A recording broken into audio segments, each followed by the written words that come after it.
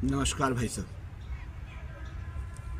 मैं आपसे ये कहना चाह रहा था कि आपसे कोई बात करते हैं तो एक तो आप फ़ोन पे सही से बात नहीं करते हो, आप हर समय झिड़क पड़क के बात करते हो, तो इसलिए कोई बात नहीं हो पाती।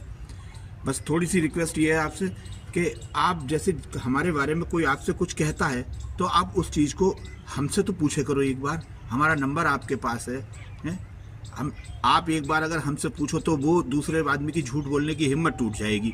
आप हमसे कोई बात करते नहीं हो, जैसी कोई आपसे कहता है कुछ, आप उसी की बात सुन लेते हो और सुन के उसी की बात पे फैसला करके और अपने मन में ज़बरदस्ती कुछ ना कुछ सोचते रहते हो।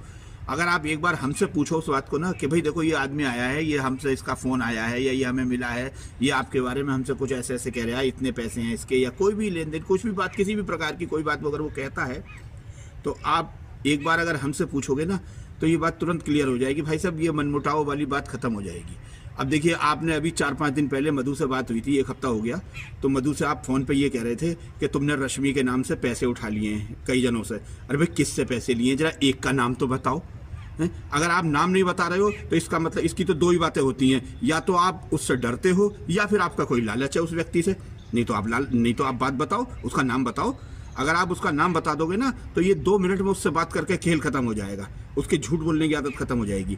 देखिए, आपने रश्मि जब गायब हुई थी, रश्मि को हमने ढूंढा था वहाँ जाके, हम अमिता बहन जी के कहने से मैं आके, तो वहाँ ढूंढने में आपने 2000 रुपये तो हमें पहले दिए थे जब हम उसे अमरोहा थाने में और हॉस्पिटल में देखने गए थे, और उसके बाद में 2000 रुपये आपने हमें अगले दिन 2-3 दिन बाद जब वो मिल गई तब दिए थे, रेलवे स्टेशन पर खड़े होकर।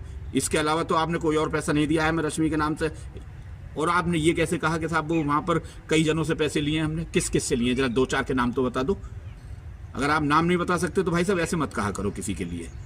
या तो आप नाम बताओ, सही सही साफ साफ नाम बताओ, साफ साफ बात करो। उन्हें भाई इस आदमी ने कहा है, इसने पैसे दिए हैं। कोई व्यक्ति ऐसा नहीं है जिसने 10 का सिक्का भी दिया हो, समझे?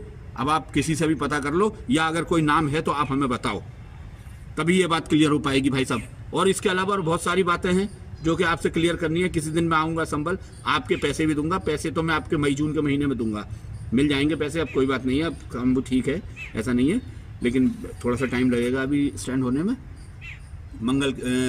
मई-जून में हम आपके पैसे दे देंगे। पैसे की आप बिल्कुल चिंता मत करो, पैसे आपके मिल जाएंगे।